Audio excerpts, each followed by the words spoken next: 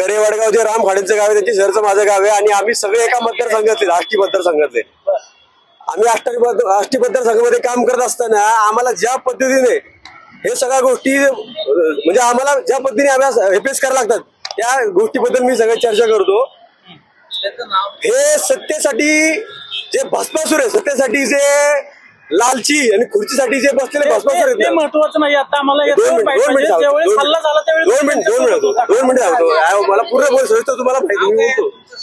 मनोज चौधरी आणि 2014 पासून आम्ही गोपीनाथ मुंडे साहेबांबरोबर काम केलेलं आहे आणि आम्ही सगळे एकत्रच काम करणारे लोक आहेत।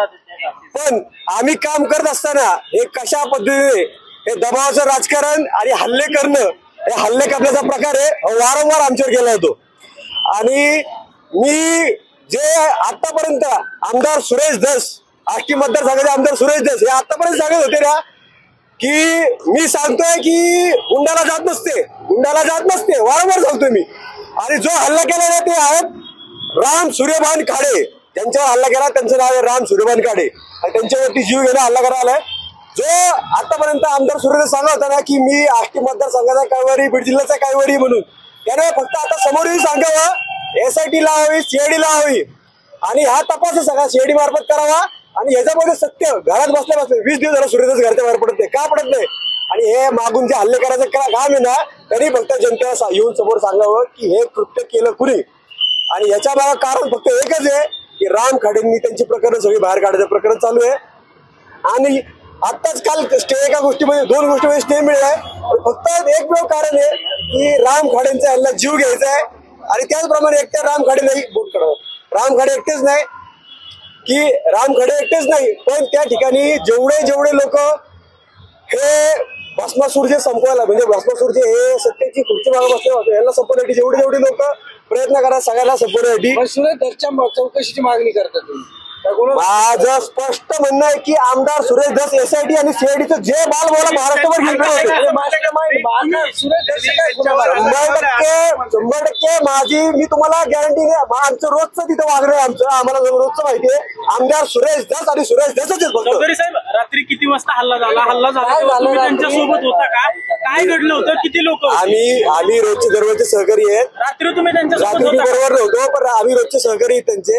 ही घटना आम्हाला मी 20 दिवस झालं सूर्यधसला आवाहन करतोय तब्येतीबद्दल। मी आता वरती येऊन सगळ्या गोष्टी बघतोय तब्येतीचा। हो, जीव घेण्याचा पूर्णपणे त्यांची बोटं मोडली आहेत पूर्णपणे, त्यांना एकदम म्हणजे 10 ते 12 लोकांनी यांनी। आणि काय करतात ते वेगवेगळ्या असं मारणारे कोण आहे? तुम्ही एवढं नाव घेता सूर्यधसचं, माझं म्हणणं असं आहे की मी देवेंद्र फडणवीस साहेबांचा आणि पंकजाताईंचा कार्यकर्ता आहे, गोपीनाथ मुंडे साहेबांचा कार्यकर्ता आहे। माझी एवढी इच्छा आहे की सगळं आम्ही भारतीय जनता पार्टीचं काम करत असताना आम्हाला एवढं टॉर्चर करण्यात येते त्या ठिकाणी। आणि फक्त आम्ही मुंडे साहेब का पंकजाताईंवरती खोटे आरोप केले? तुमच्या आणि राम खाडेंची नेमकी काय संबंध आहेत? मित्र आहे तुम्ही, नातेवाईक आहे, काय नेमकं संबंध आहे? राम खाडे वांजरे समाजाचे आणि मी मराठा समाजाचा आहे। मी त्याच गावामधले पोलीस पाटील आहे आम्ही, आणि आम्ही सगळे काम करत असताना आम्हाला या सगळ्या गोष्टीला, आणि मी सांगतो ना सुरेश धसांचा खानदानी धंदा काय त्यांनी वारंवार सांगितलं। त्या संतोष देशमुख यांच्या प्रकारामध्ये त्यांनी हेच सांगितलं की मारायचं होतं तर ऑन बाईट कॅमेरा दिले त्यांनी, की मारायचं होतं तर गाडी खाली चिरडून मारायचं, म्हणजे अशी वागणूक असताना तो आमदार आहे। म्हणजे त्या वागण्याबद्दल तुम्ही थोडक्यात सांगा, तुम्हाला तुम्ही म्हणताय सुरेश धसांचं नाव आहे?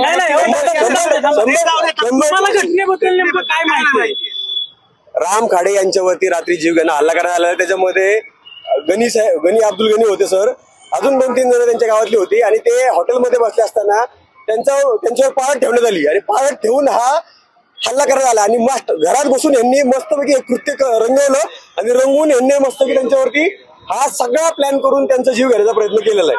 पण FIR तुम्ही मग तुम्ही सगळ्यांचं नाव घेता, त्यांच्या विरुद्ध गुन्हा दाखल अशी मागणी करताय का किंवा करणार? SIT आणि CID पोलिसांवरती आमचा पूर्णपणे विश्वास आहे।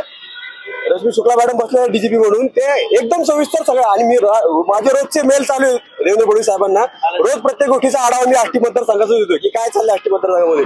फक्त आणि फक्त आम्ही जनतेसाठी काम करतोय आणि जनतेसाठी लढतोय।